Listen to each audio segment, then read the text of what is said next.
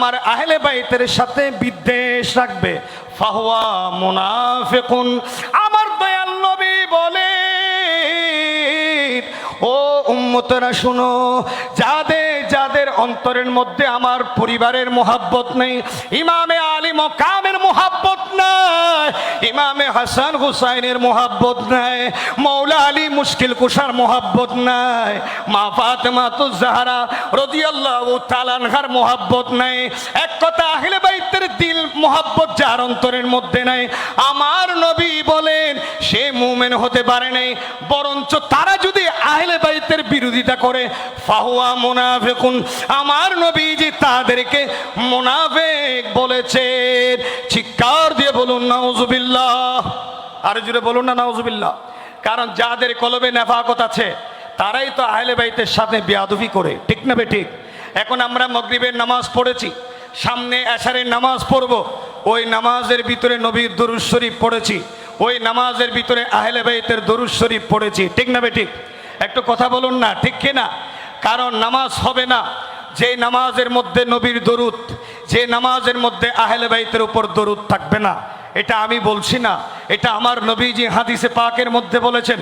আমার নবীজি বলেন, মান সাল্লা সালাতান, যেই ব্যক্তি নামাজ পড়ল, লাম ইউসাল্লি ফিহা আলাইয়া এবং ওয়া আলা আহলে বাইতি লাম তুকবাল মিনহু।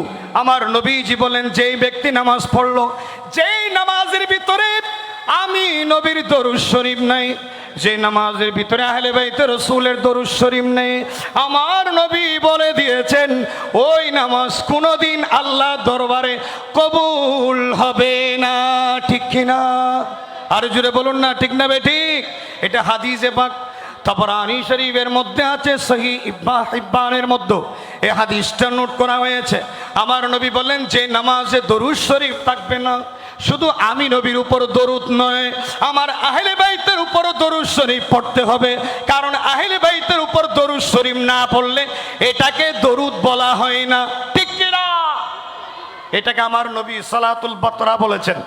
সালাতুল বাতরা মানে লেস কাটা দরুদ, বুখারী শরীফের হাদিস। আমার নবীজি বলেন, লা তুসাল্লু আলাইয়া সালাতুল বাতরা, খবরদার তোমরা আমি নবীর উপরে লেস কাটা দরুদ পড়বে না। আমার সাহাবায়ে কেরাম আরজ করলেন, ইয়া রাসূলুল্লাহ, লেস কাটা আবার দরুদ শরীফ কি? এই যে আমরা কোরবান দিয়েছি, লেস কাটা গরু দিয়ে কোরবান দিলে হবে? কথা বলুন না কেন? লেস কাটা গরু দিয়ে কোরবান দিলে কোরবান কবুল হবে? হবে না। কারণ এই কোরবানটা আল্লাহর কুরবত হাসিলের জন্য করা হয়, এই কোরবানটা আল্লাহর দয়া পাওয়ার জন্য করা হয়। আমার নবীজি বলেন, তোমরা আমার উপর লেস কাটা দরুদ পড়িও না। আমার নবীজি বলেন, কুলু আল্লাহুম্মা সাল্লি আলা মুহাম্মাদিন ওয়া আলা আলি মুহাম্মাদ, তোমরা আমার উপর দরুদ পড়বে, আমার পরিবার আহলে বাইতের উপর দরুদ পড়বে, তাইলে এটাকে বলা হয় দরুদ, এটাকে বলা হয় পরিপূর্ণ দরুদ। চিৎকার দিয়ে বলুন না।